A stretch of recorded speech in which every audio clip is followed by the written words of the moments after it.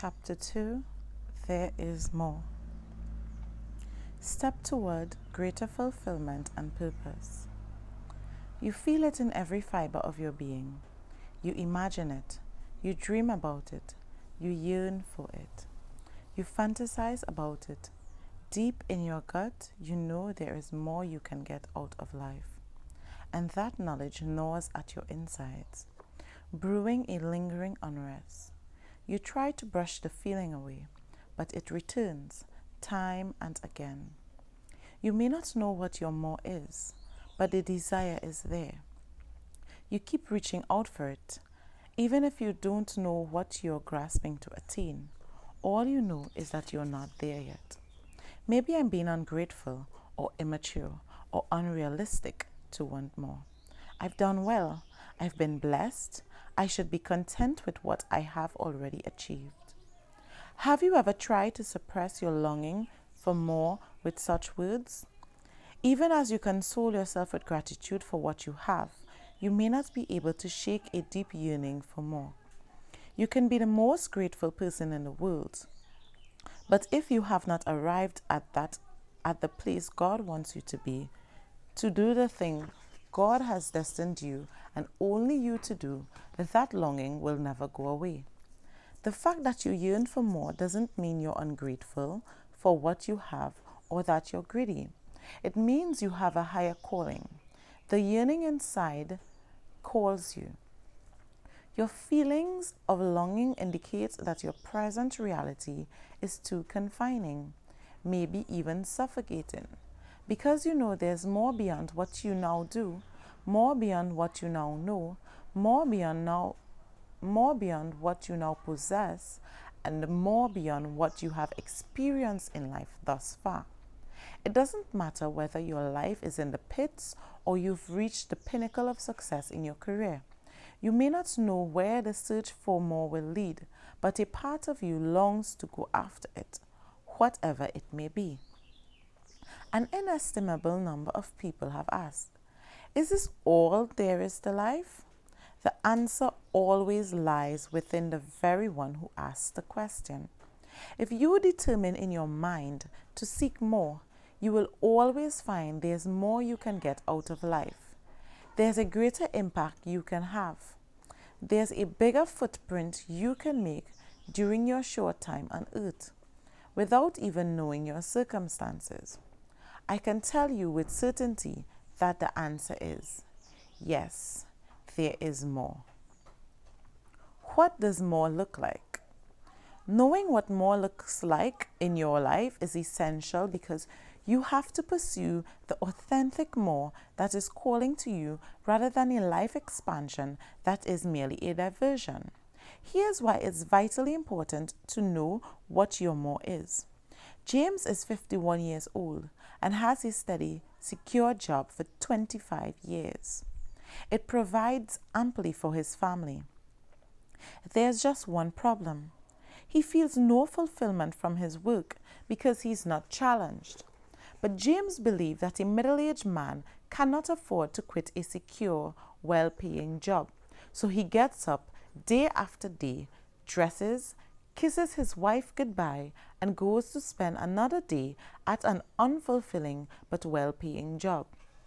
James longs to add something to his life that will restore a sense of purpose. But he believes his present circumstances determines the rest of his life. His practical mind is telling him life may offer him nothing more than a stable marriage and a secure job that provides a nice home for his family.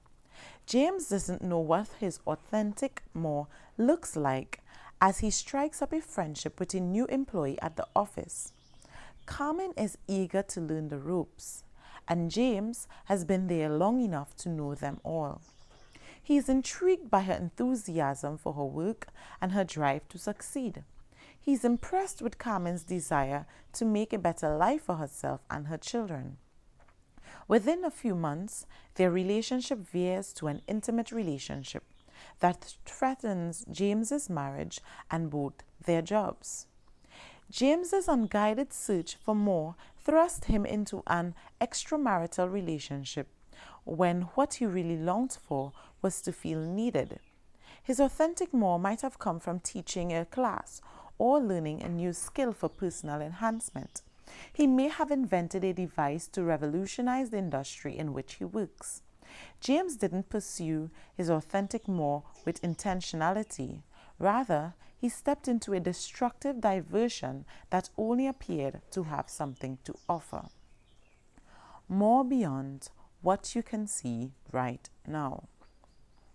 Before Italian explorer Christopher Columbus set sail from Spain in 1492 and stumbled upon the Americas, the Spaniards had prided themselves on their misinformed belief that their country was the last westward point of solid land on a flat earth.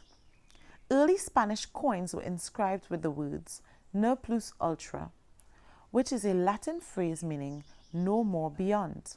They believed there was nowhere else to go after Spain, and if one ventured into the endless sea, certain danger lay ahead. These same words, "ne plus ultra," also have been stamped on the minds of many men and women who have great potential, but who have not veered past the limit of their self-imposed boundaries.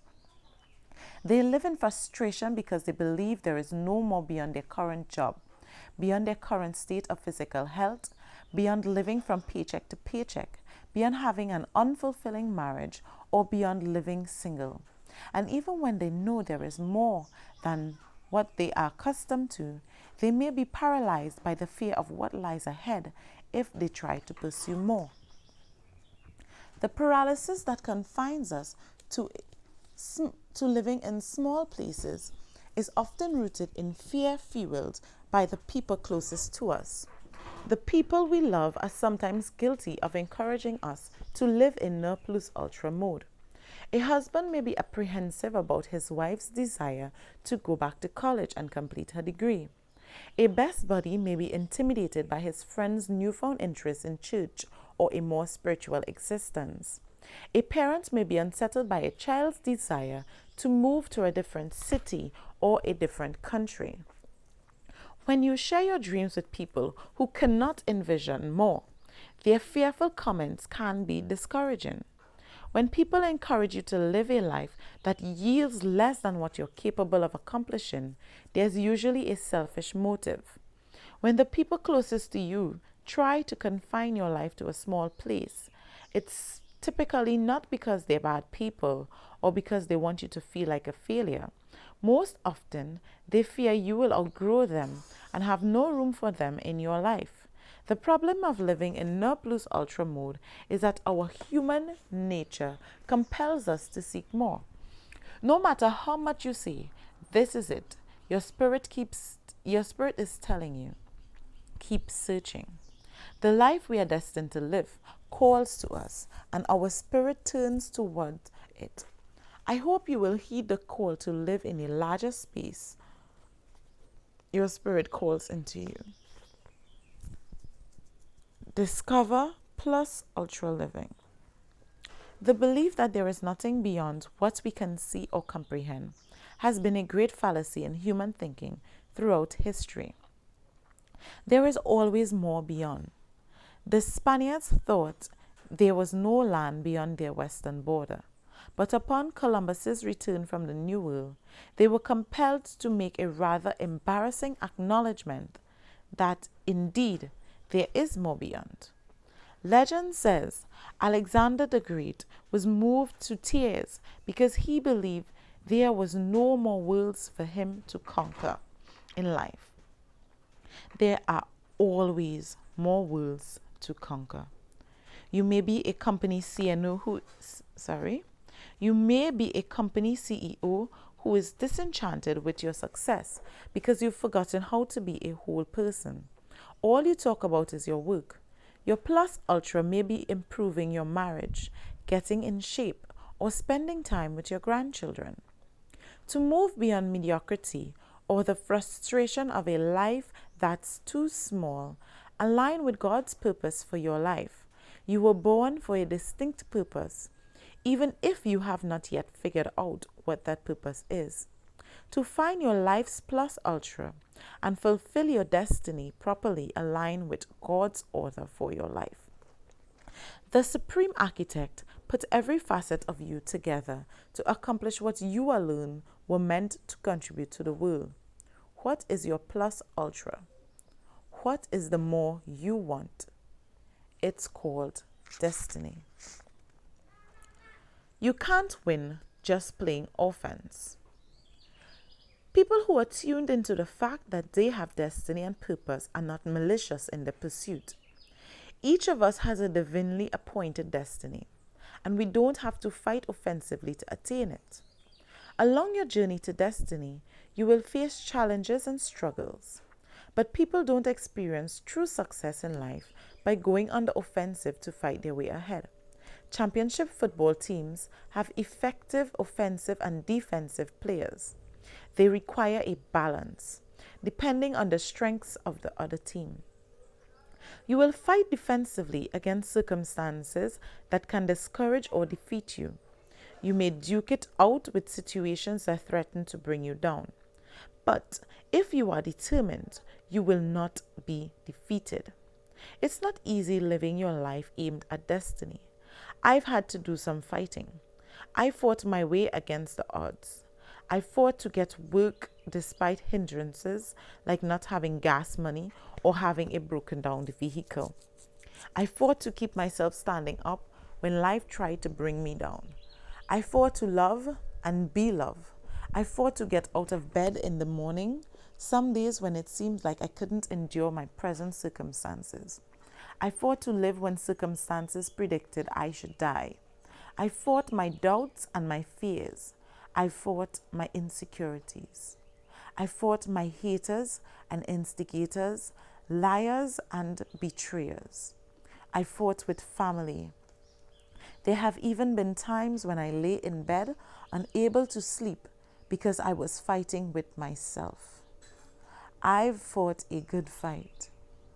You engage in a good fight when you must beat the odds because you are determined to live in destiny. The person who quits after a setback is not destiny bound. These people are afraid, so they pass up opportunities. They don't want to get knocked down again, so they back down. Maybe you always wanted to be a veterinarian, but flunked Biology 101. Maybe you've always wanted a catering business, but your first client ended up taking you to small claims court. There will always be challenges and setbacks, and no one is immune to a slip and fall on the journey to destiny. Get back up and try again. Don't settle for the least out of life because you think you're not strong enough to get back up and try again. Albert Einstein, the 20th century theoretical physicist, endured some setbacks. His parents were concerned that he was mentally challenged during his developmental years. When he applied for early admission into the Swiss Federal Polytechnical School, he failed. He failed everything except the math and science sections of the test. Einstein had to go to a trade school for a year before he was eligible to take the exam again and be admitted to school. If the man who remains the present-day standard of genius had intellectual and educational setbacks and got back up, why can't you? When Radio 1 CEO Cathy Hughes and her husband divorced, she bought his share of the radio station they had purchased. Times got hard for Hughes, and for a while she was forced to give up her apartment and live at the station office to make ends meet. But she kept at it. Today, her company is the largest black-owned radio chain in America. Radio 1 owns a successful cable channel. Hugh is the first African-American woman to head a firm that is publicly traded on a stock exchange in the United States. People like Einstein and Hughes succeeded because they refused to let lost battles push them out of their pursuit of destiny. Success comes to those who get back up again and again because they are determined and unstoppable. They get back up and enroll for another semester, even after an academic setback. They get back up after a marital challenge and go to counseling to work out their issue. They get back up after a bankruptcy and get their financials in order. They get back up after a miscarriage and conceive again, adopt or find other fulfillment for their parental instincts. They get back up after a prison sentence and find a legitimate means of pursuing their quality of life. They get back up after a broken trust and still believe in the goodness of humanity. Destiny is a journey, and you will fall down a few times, maybe even more. And the key that opens the door to destiny is your willingness to get back up after delay, disappointment, or even disaster. They say that the mighty oak tree, which can grow up to 80 feet tall and 100 feet wide, is nothing but a nut that refused to give up its ground. The acorn, which rarely gets larger than 2 inches tall, has the capacity to grow to nearly 1,000 times its size. How tall can you grow? People who are determined to pursue destiny sometimes look crazy to other people. You may look like an absolute nut to other people because you are unwilling to quit. They say, "You're going to try again, even after what happened before?" Yes, even after what happened before. And before that, and before that. You can't let other people determine how far you are willing to go to reach destiny, because it's simply not their call. They don't get it. So don't worry about them. Be the nut who won't give up ground, because every day teaches you something. Every day is a teacher that brings you new skills, new experiences, and new exposure. Get back up, because there is much to learn in pursuit of destiny. The drive to get up and try again gives you experience and teaches you skills that will help you reach your destiny. You have to be equipped with the skills and expertise necessary to position you toward your destiny. Sometimes the skills you gain in your pursuit of destiny have more to do with building character and internal fortitude than with a particular skill set.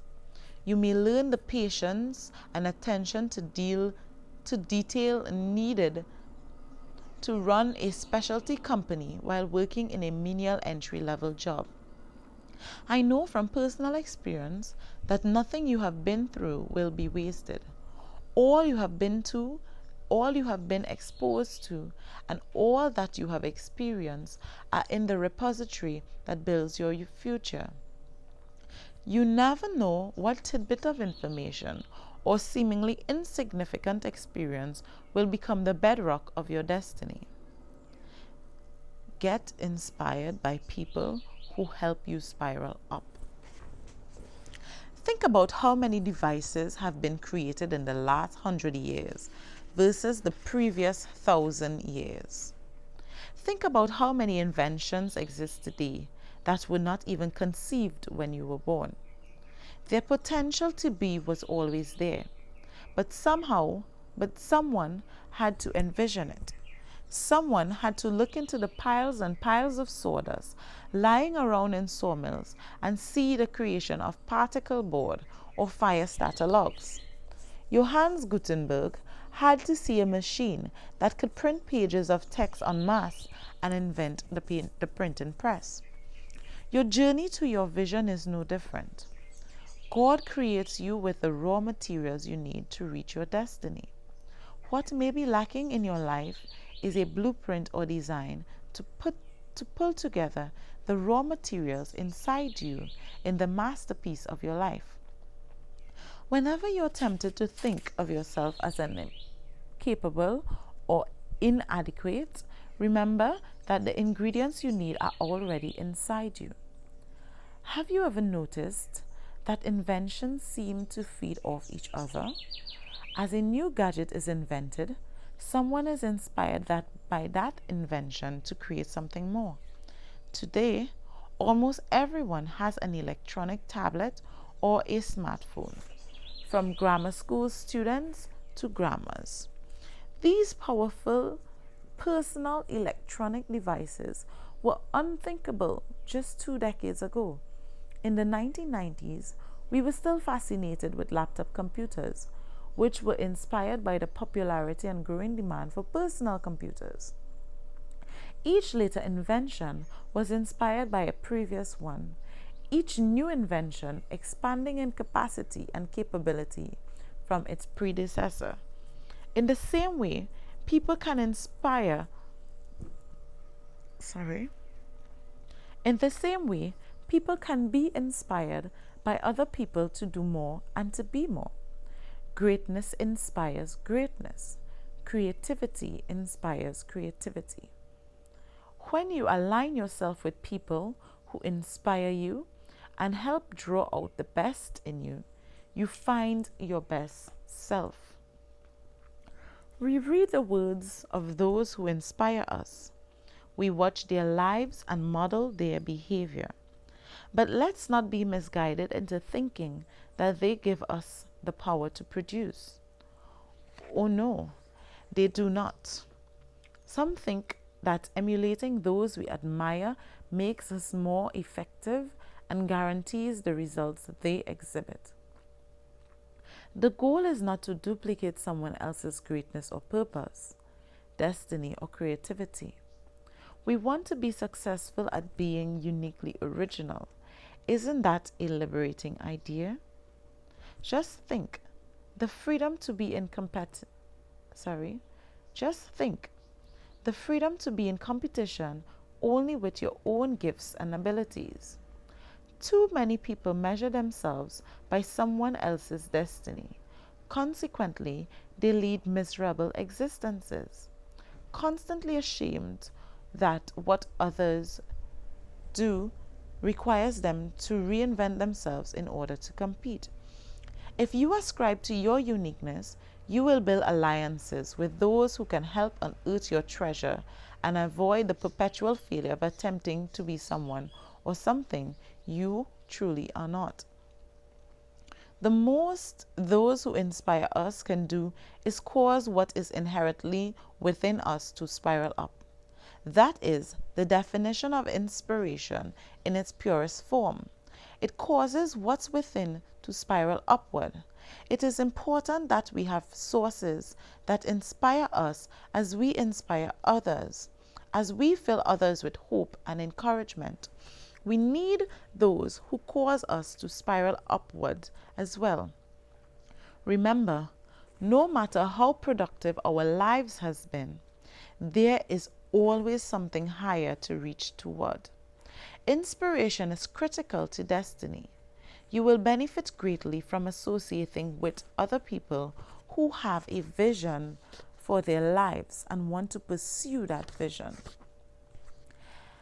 Imbalances in our lives can create frustration. Life is about balance. We have joy and sorrow. Inevitably, there are highs and lows. As we give to others and help them enhance their lives, we must not neglect to feed ourselves. As flight attendants tell us, we must first put our own mask on before attempting to help someone else. Sometimes we are the one needing to put a mask on someone else.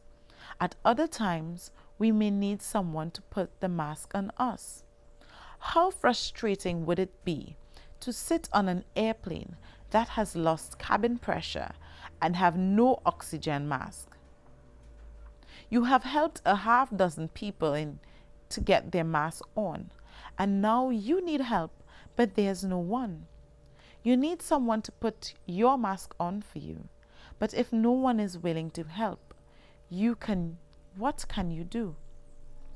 You would be extremely frustrated watching everyone else calmly seated, breathing, while you gasp for air because no one helped you. Think about how you feel when you're constantly giving. For a while, you feel rewarded because You have the joy of helping someone else. But after a while, you get back in tune with your own needs. What about me, you may ask?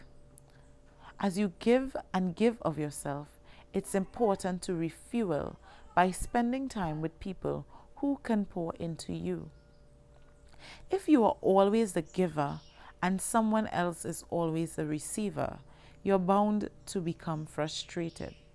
Conversely, if you are always the receiver, you're still bound to become frustrated because there is no balance in the relationship. The best association are those that provide balance through sharing. Just like in a marriage, sometimes you are the one who encourages, while at other times you are the one who needs to be encouraged. Believe in and lauded with honor. Look at the areas of your life that causes you frustration. Discover the inequity that lies within and determine whether you can do something to resolve it. If it's your finances, figure out how to achieve balance through greater income or fewer expenditures. If you are dissatisfied in your relationships, look for areas of inequity to determine whether the relationships can be improved or whether they are terminally unequal. When you make a conscious decision to have balance in your life, you systematically eliminate the potential for frustration and misery. Use what you have to help you soar. Eagles have extremely powerful eyesight.